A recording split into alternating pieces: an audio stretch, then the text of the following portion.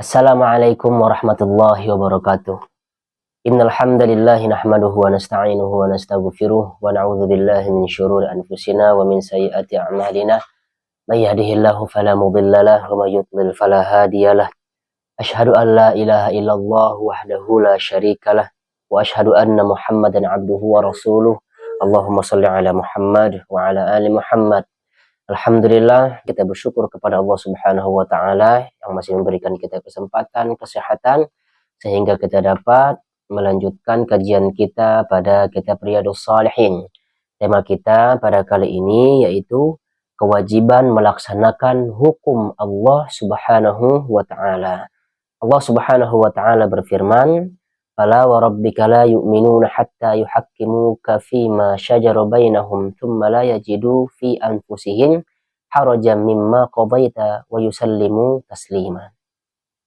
Maka demi Tuhanmu, mereka tidak beriman sebelum mereka menjadikan engkau Muhammad sebagai hakim dalam perkara yang mereka perselisihkan, sehingga kemudian tidak ada rasa keberatan dalam hati mereka terhadap putusan yang engkau berikan, dan mereka menerima dengan sepenuhnya. Nisa ya, ayat 65. Di ayat yang lain juga, pada surah yang lain, surah An-Nur, ayat 51 menyebutkan bahwa innama kana qaulal mu'minina idza du'u ila Allahi wa rasulih liyahkuma bainahum ay yaqulu, ini yang pentingnya ya, sami'na wa ata'na wa ulaika humul muflihun.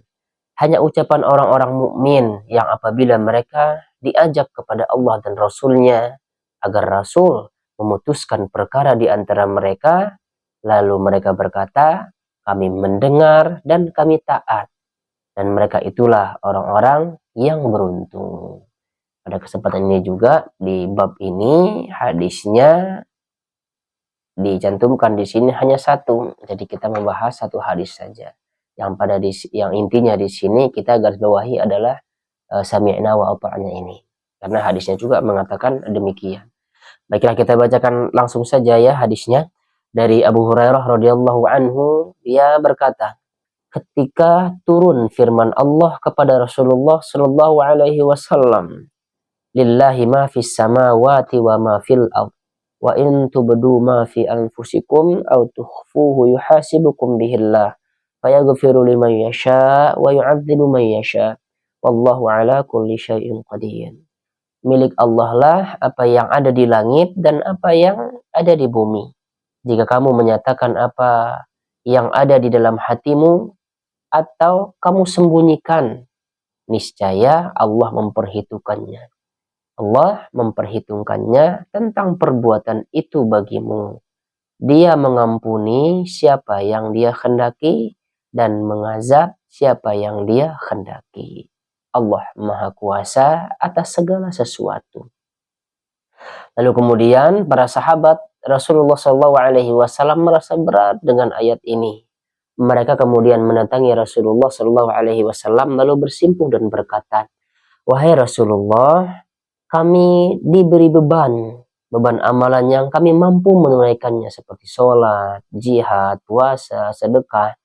Tetapi ayat yang turun ini kami tidak mampu menunaikannya. Maka Rasulullah SAW bersabda, apakah kalian ingin seperti dua kaum ahlul kitab sebelum kalian yang mengatakan kami mendengar dan kami menyelisihi? Tetapi katakanlah kami mendengar dan kami mentaatinya. Ampunilah kami wahai Tuhan kami, dan kepada Engkaulah tempat kembali. Dan ketika para sahabat sering membacanya dan lisan mereka terbiasa dengannya, Allah menurunkan firman-Nya setelahnya.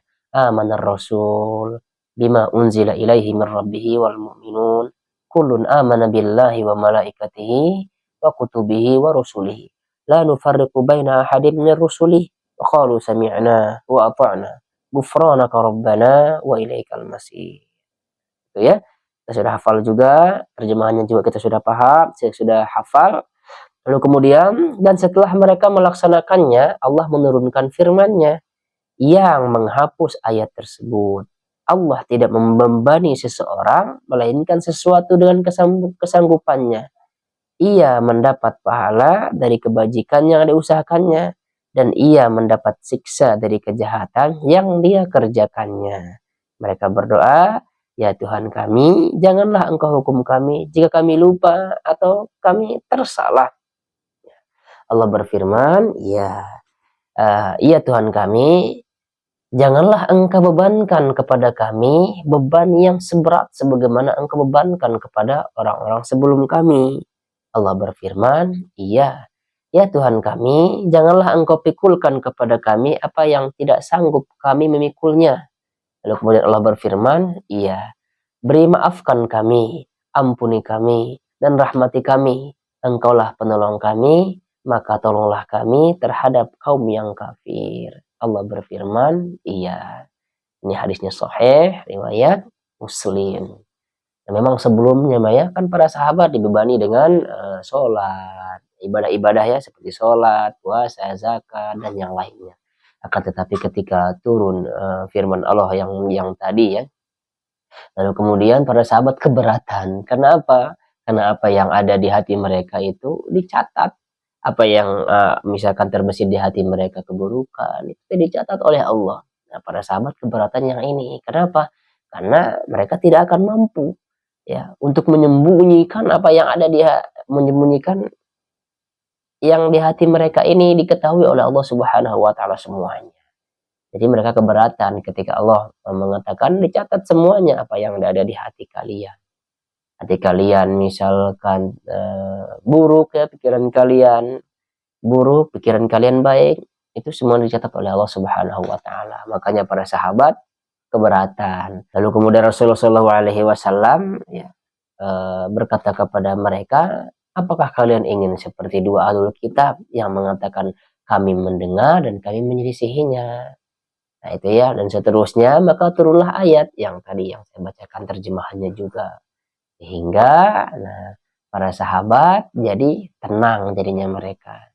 Apalagi dengan adanya ayat tersebut, la yukallifullahu nafsan illa wus'aha laha ma kasabat wa 'alaiha ma kasabat, dan seterusnya sampai selesai itu ya akhir Al-Baqarah tersebut. Nah, itulah ya yang menjadi penyemangat lagi ya. Jadi para sahabat kembali lagi bersemangat. Jadi sehingga kita bisa mengambil kesimpulan ya dari sini. Sudah, kita taat saja semampu kita. Lakukan semampu kita. Makanya kan di doanya juga, ya Allah jangan bebani kami, ya melainkan di luar dari kemampuan kami. Allah menjawab iya. Nah, oleh karenanya kita beribadah semampu kita saja. Yang jangan sampai kita tidak beribadah karena alasannya tidak mampu melakukan hal demikian. Contoh saja nih, sholat. Sholat kita tidak bisa berdiri. Nah, jangan sampai ada yang beralasan saya nggak bisa berdiri buat sholat, jadi saya nggak usah sholat. Nah, jangan sampai alasan seperti ini ya. Padahal Rasulullah sudah menjelaskan semuanya. Rasulullah sudah menjelaskan semuanya. Kalau tidak bisa berdiri silahkan duduk, nggak bisa duduk silahkan berbaring, dan seterusnya sampai disolati. Nah, gitu ya. Begitu juga dengan haji. Kalau belum mampu ya sudah, tidak usah ini ya. Tidak usah merasa berdosa banget nggak bisa haji misalnya. Tidak usah seperti itu. Lakukanlah saja yang lain. Nggak bisa umroh misalkan, ya nggak apa-apa. Kita berdoa dan berusaha. Tetapi Rasulullah SAW selalu memberikan kabar gembira kepada para sahabat. Memberikan kabar gembira kepada kita. Bagi kita yang belum umroh, ada pahala yang menyamai umroh. Bahkan haji dan umroh. Apa itu? Kita sudah ketahui bersama ya.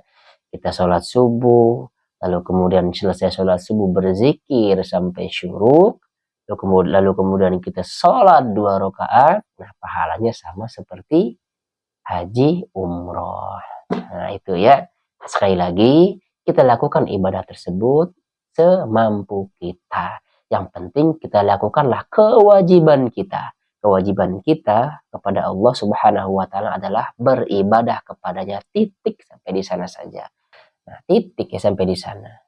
Nah, jangan dijadikan alasan ya, karena dia tidak mampu sehingga dia tidak beribadah. Nah, itulah ya. Allah, Islam ini Masya Allah ringan Islam. Semampu kalian. Kita tidak bisa sedekah, ya sudah nggak usah bersedekah, cukuplah kita bertasbih, maka itu dapat pahala sedekah. Senyum kepada saudara kita, dapat pahala sedekah. Itulah Islam pokoknya ya. Islam itu dari segala sesuatu yang kita lakukan, ya aktivitas yang kita lakukan, niat kita saja karena ibadah, itu dapat pahala. Kita keluar dari rumah saja ya, membuka pintu, lalu kemudian kita baca doa Bismillah tawakal Allah la haula wala quwata illa billah, kita dapat pahala. Kita naik motor ya, kita berdoa Bismillahirrahmanirrahim sakhkhara lana hada, dan selanjutnya, nah kita dapat pahala. Kita sampai kepada tempat tujuan, alhamdulillah, lalu kemudian kita masuk mengucapkan salam, dapat pahala. Jadi kalau kita tidak mampu beribadah secara materi, ya, ya kita beribadah dengan lisan kita, beribadah dengan apanya tenaga yang kita miliki. Begitu ya, mudah-mudahan ini ada manfaatnya. Nah, itulah pembahasan pada hadis yang satu ini, mudah-mudahan ada manfaatnya. Subhanakallahumma bihamdika asyhadu an la ilaha illa anta astaghfiruka wa atubu ilaik. Assalamualaikum warahmatullahi wabarakatuh.